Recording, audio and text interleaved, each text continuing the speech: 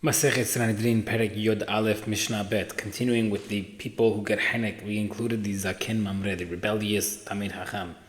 Api Betin, he rebels against Betin. As the Pasuk says, Shneimar ki palemim mechad davar lamishpat. How does it work?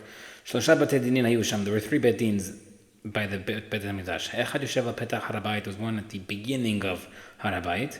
Ve'echad yoshev al petach azra, one more internal by the beginning of the courtyard. Ve'echad yoshev b'lishkat hagazit, one side internal, the innermost one, which was the highest one. They come to the initial one on the outside. The Hacham, who's seemingly rebelling, is saying, this is what I learned. This is what other people are saying. If the Bedin knows the answer, tell him the answer whether or not he's wrong. But they don't know the answer, they go to the internal one by the opening of the courtyard.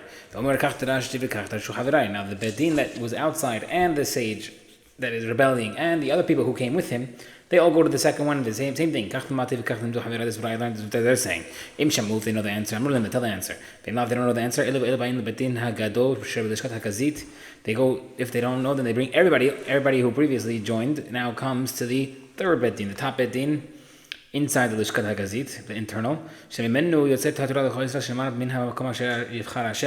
That place is where the Torah was given out to Bnei Israel. That's why that's the most internal Batin and the highest one. Hazar le'iro. So not so they told him you're wrong. Now what happens if here's where the punishment starts. Hazar le'iro v'shna v'lemed patur. If he goes back and he continues, this Hacham goes back. He was just told he was wrong by Batin. He says, listen, I still hold ABC. He's still saying what he said before, that he was wrong. And he doesn't care. Patur is patur because he didn't force him to do it or tell them to do it. But let's say he said, I'm still holding what I said, even though Betin disagreed with me, and you guys should do it. He's telling them to follow his halacha. Hayav is chayav chenek. Shneimar, the pasuk says, Va'isha asher ya'aseh b'zadon, intentionally. Eno chayav asher yoreh la'asot. Therefore, he's only chayav mitah if he's teaching people to do it. Talmid shehora la'asot patur. But if it's not a judge who's doing it, but rather not like a hacham judge who's doing it, but rather a student, someone who doesn't have stature, is telling other people to do it, he's patur nimzan humro kulo. Because in order to be hayav for this mitah, you have to be a judge or a talmid hacham who's can tell other people to do it, and this talmid is not eligible. Therefore, he's patur. Mishnah Rima.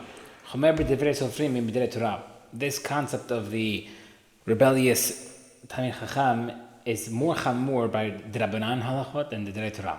Hamer in Tefillin k'dei la'avor al Drei Torah. The guy starts walking around and saying, listen, there's no such thing as Tefillin. In order to be aver on the Torah's halachot, patur from that, because we know the Torah overrides him. Hamesh shutafot. Let's say the guy, this rebellious Chacham, is saying there's 5 different compartments in the Tefillin.